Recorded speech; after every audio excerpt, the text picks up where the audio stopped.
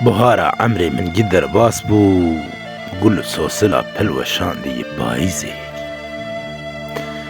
دامار اللاشي من قشاي دا حشك بو orta çelezvistanê li min cayîzî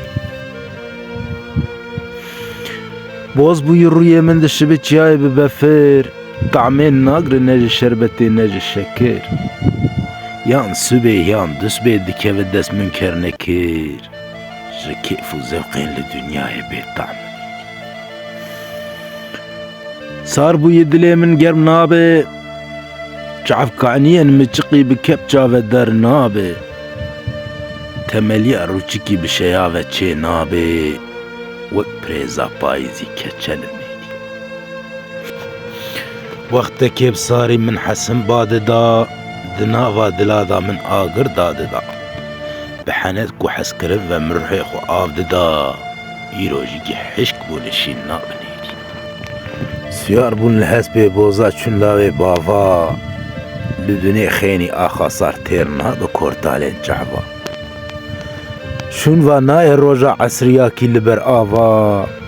li dem û wextên bihorî bi hesretim ne dihermî bi çelpandina kûçika dilê min weka behra û gola ne dişkiya bi gotin û galgalên beradayên çola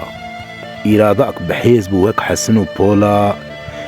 ji her galgalê aviyê digirin çavên zuha bi şîloqinê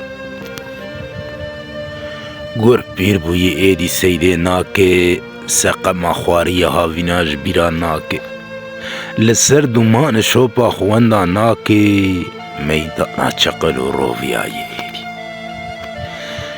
yekê çê duda xirab derbas dibû ro bi ro xweziya min bi roja çûn ne îro pê bi pê ruhistîn ber bi min tê kuda biçi ey ruho weka eynikê roja dawiyê li min xwaneyê êdî